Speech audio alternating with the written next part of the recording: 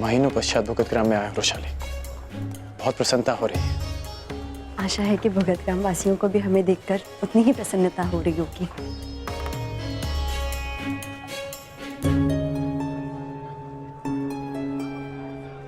कुछ तो हुआ है यहाँ पे।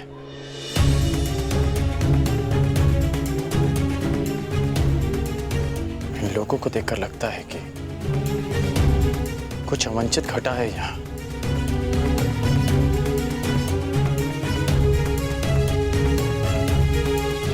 नहीं कर्ण, ऐसा कुछ नहीं है।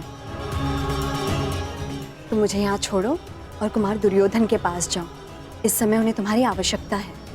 वैशाली, यहाँ की जो भी समस्या है उसका हल तुम लौटकर भी निकाल सकते हो कर्ण, परंतु इस समय तुम्हारा कुमार दुर्योधन के साथ होना अधिक आवश्यक है।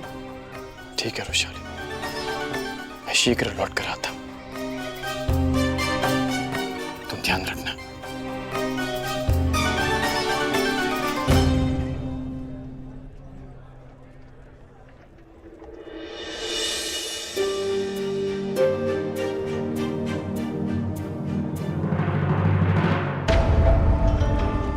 युधिष्ठिर को युद्ध में मैं भेजूंगा। मैं, और युद्ध में प्राण तो किसी के भी जा सकते हैं ना पुत्र। सत्यवचन महाराज, सत्यवचन। परंतु प्रश्न ये उठता है कि महाबली भीष्म और अर्जुन के होते हस्तिनापुर पर आक्रमण करने का साहस कौन करेगा महाराज? कब होगा युद्ध और कब उस युधिष्ठिर के प्राण जाएंगे महाराज? कब?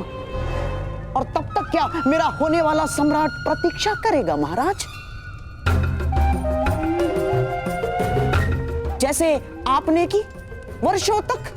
कहना क्या चाहते हो शकुनी? यही मोती चाहिए तो सागर में गोता लगाना पड़ेगा,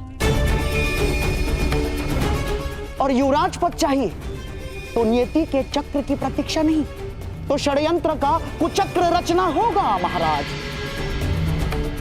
और यही कूटनीति है, कूटनीति।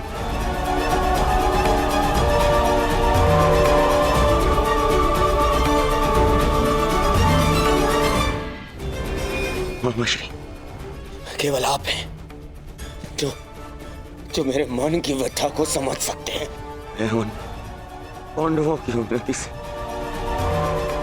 क्रोध में जल रहा हूं मामा, क्रोध में जल रहा हूं मैं। तुम्हारे इस क्रोध की अग्नि को संभाले रखना।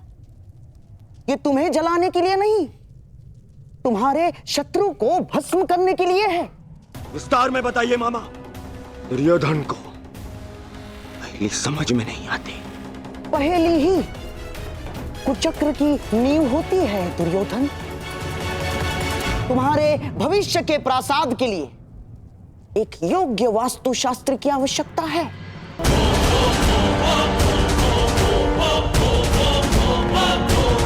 तुमने कभी पुरोचन का नाम सुना है?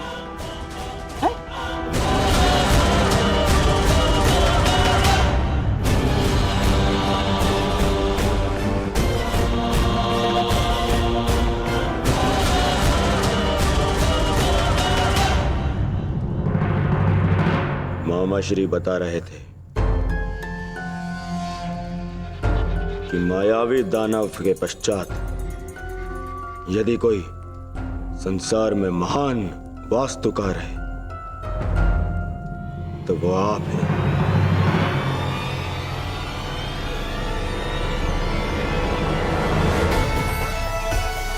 परंतु क्या ये कार्य आप कर पाएंगे पुरोचन? मैं एक विध्वंस किए हुए नगर का पुनः निर्माण भी कर सकता हूं और एक महानिर्माण से विध्वंस का सूत्रपात भी कर सकता हूं।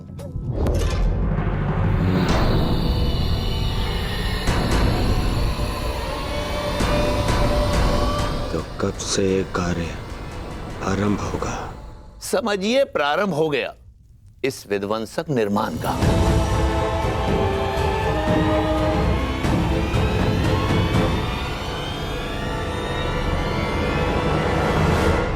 कल ही आपके समक्ष एक लघु निर्माण प्रस्तुत होगा। भवन होता है उसमें निवास करने वालों की रक्षा के लिए, परंतु यह भवन अपने निवासियों के लिए चिता बन जाएगा।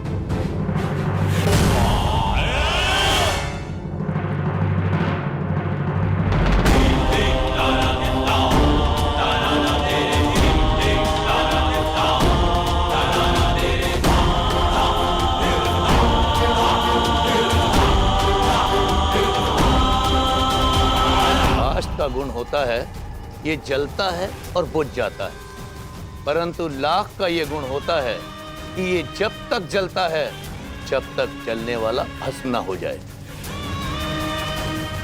और ये भवन संपूर्ण लाख का बना होगा और ये होगा आपका लाक्षागृह। परंतु स्मरण रहे, इस लाक्ष्य ग्रह के भीतर स्थित मेरे हर एक शत्रु का भस्म भी नहीं मिलना चाहिए।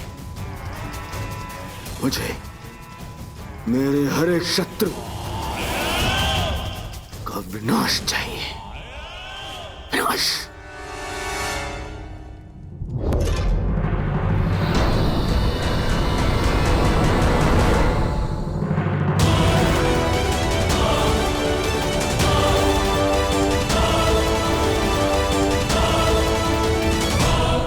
शत्रु का नाश अवश्य होगा मित्र।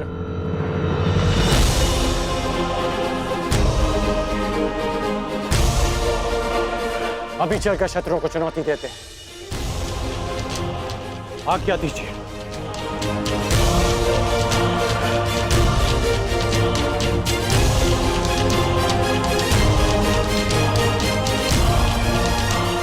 तुम मेरे मित्र हो कर्ण,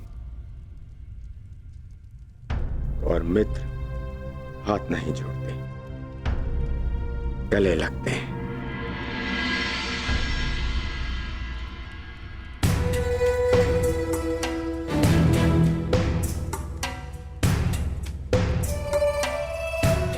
यदि आचार्य द्रोण अनुमति देते तो आज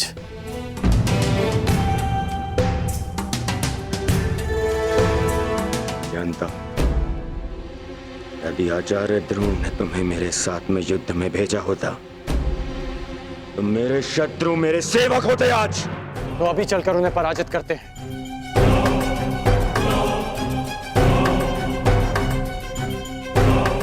होगी, उनकी पराजय अवश्य होगी, परंतु युद्ध करके नहीं। क्यों पुरोचन महोदय? जी महाराज कुमार। कर्ण, ये हैं पुरोचन और रब, ये हमारे लिए युद्ध लड़। युद्ध करे बिना पांडवों को कैसे परास्त किया जा सकता? ऐसा कौन सा मार्ग है? मार्ग है, उन्हें भान भी नहीं होगा और उनका अस्तित्व सदैव के लिए मिट जाएगा।